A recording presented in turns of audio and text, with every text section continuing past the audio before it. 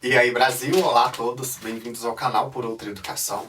Meu nome é Maurílio Gomes e esse é o canal Por Outra Educação. É aqui que eu falo em defesa de uma qualidade para a educação pública no Brasil.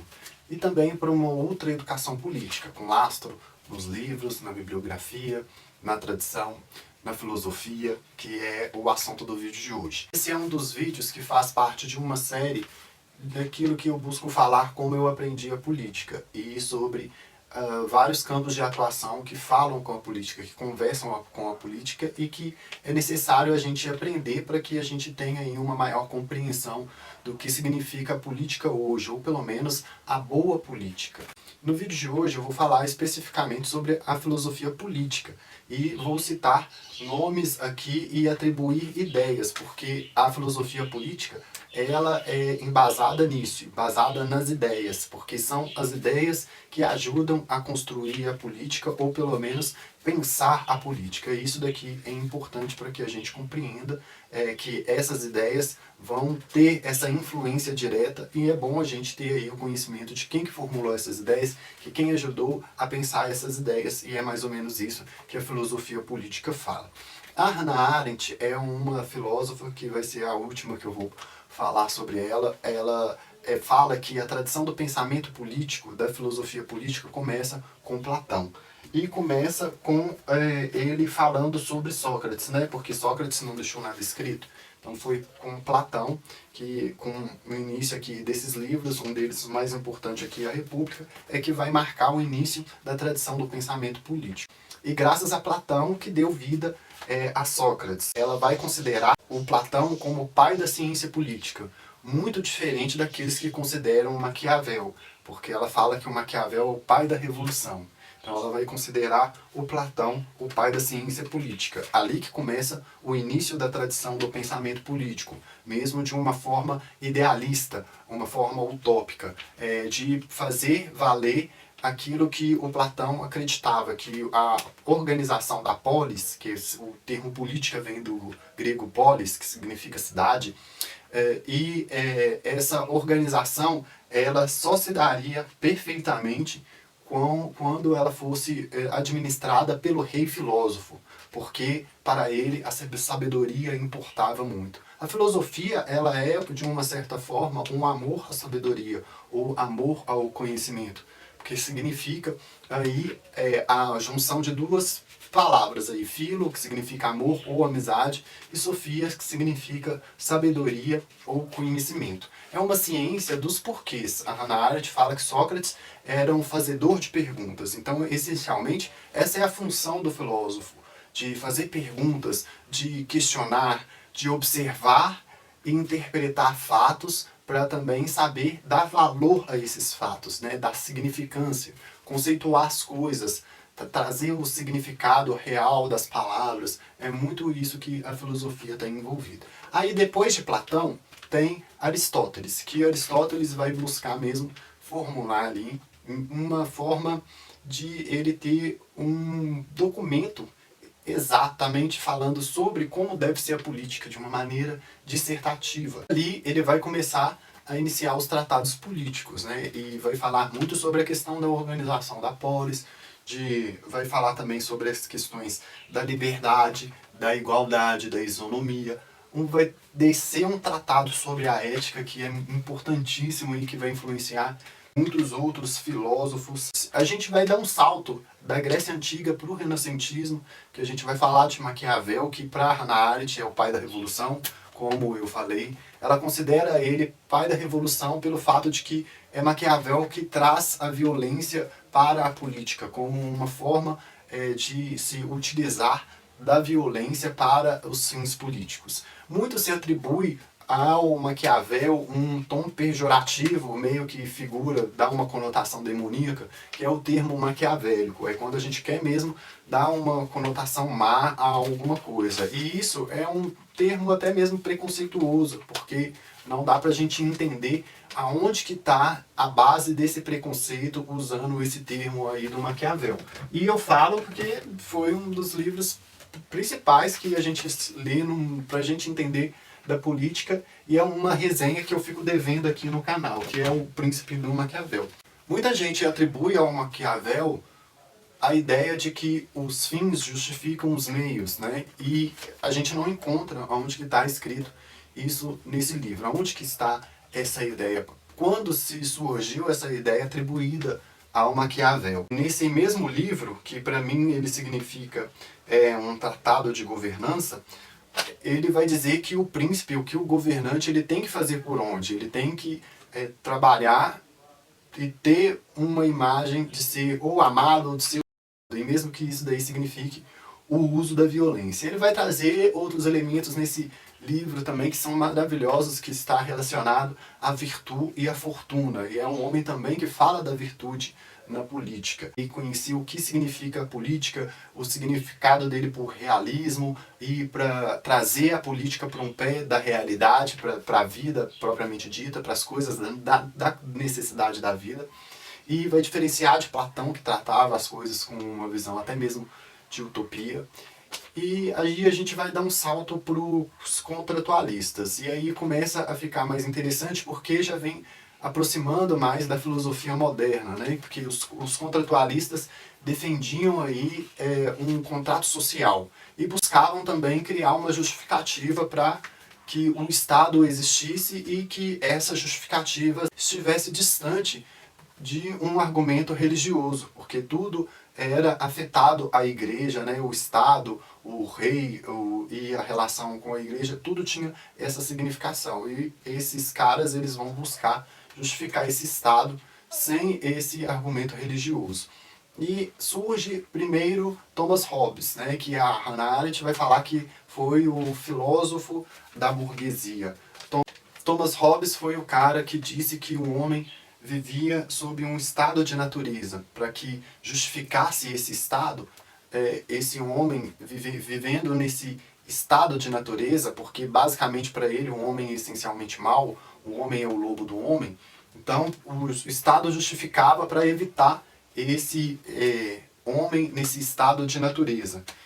E que a partir dessa ideia o homem vivia em permanente estado de caos. Estado de caos é você imagina uma cidade sem um serviço da polícia. Seria mais ou menos isso. Esse estado de caos que o Hobbes fala na ausência de um Estado. E que esse Estado viria para tratar disso, para evitar aí esse estado de caos e essa permanência do homem ser o lobo do homem. E vai defender o absolutismo, porque muitas das suas ideias estão relacionadas à questão do poder. Então ele vai defender o absolutismo como uma forma de governança, que seria os reis absolutistas.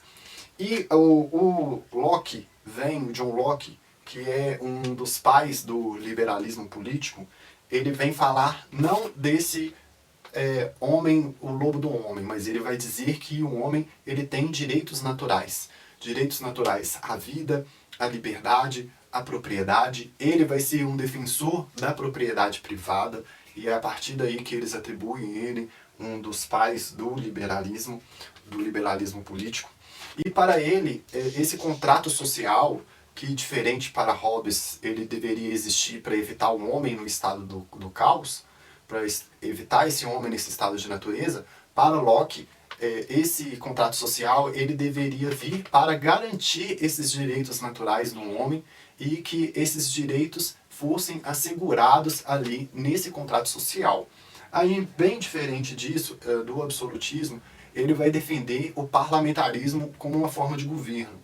E diferente desses dois, vem Jean-Jacques Rousseau, que vai considerar o homem um bom selvagem. Ele vai dizer que a propriedade privada vai criar uma mudança e vai corromper o homem porque ela vai influenciar a sociedade e essa sociedade vai gerar um comportamento no homem e que a propriedade privada tão defendida pelo Locke vai corromper essa sociedade e essa sociedade corromperia também o ser humano. Para ele, o homem era bom por natureza e que a sociedade que era o fator de corrupção desse homem. Cada um vai trazer uma ideia sobre esse contrato social, essa percepção da justificação do Estado, sem usar o argumento religioso. Cada um tinha uma ideia específica e elas vão influenciar demais na política. E o Jean-Jacques Rousseau ele se destaca porque nessa ideia de que a sociedade corrompe o indivíduo e que ela traz características para o comportamento desse indivíduo, ele, juntamente com Maquiavel, vai ser também um cara que vai influenciar a Revolução, tanto francesa quanto americana, por conta de muita coisa que ele trazia nessa questão desse contrato social. Porque o contrato social, para ele tinha que combater as desigualdades, porque a propriedade privada gerava essas desigualdades. E o contrato social ele iria nesse sentido, para além também de garantir esses direitos à vida, à propriedade, mas também de combater essas desigualdades. Ele buscava mesmo se opor aos dois primeiros filósofos contratualistas, né? A base daquilo que ele escreveu sobre a desigualdade do homem é que vai influenciar a Revolução Francesa e a Revolução Americana por conta da ideia da pobreza e da desigualdade. E vem Montesquieu. Montesquieu vem trazer a ideia da ciência política propriamente dita, porque é dele a ideia da tripartição dos poderes, de se ter três poderes, o executivo, o legislativo e o judiciário. Cada um executando uma função específica e o poder distribuído entre os três, e cada um desses elementos buscaria exercer um controle sobre o outro para que não haja exacerbação desse poder, para que o poder não passe do limite, cada um controle o outro. Então é por isso que a gente tem a ideia de que os poderes eles devem agir de maneira independente e de harmonia.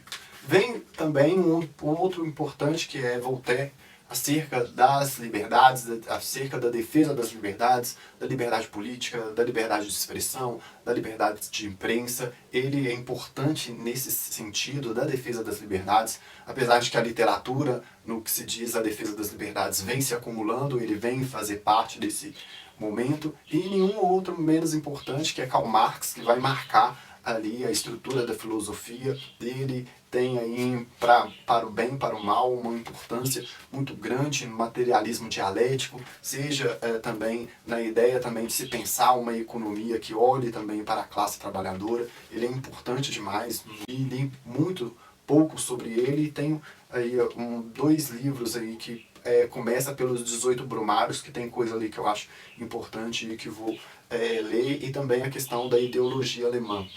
E para a gente terminar, eu não vou deixar de falar de Hannah Arendt, que é uma autora que mudou aí a minha forma de entender a política, que me ajudou muito a trazer nos conceitos dela, a visão dela socrática, que perpassa Santo Agostinho, que me marcou, que me influenciou muito. Os estudos dela sobre a condição humana, que para mim é uma filósofa da humanidade, é uma pensadora da condição humana, do ser humano em si, da vida humana.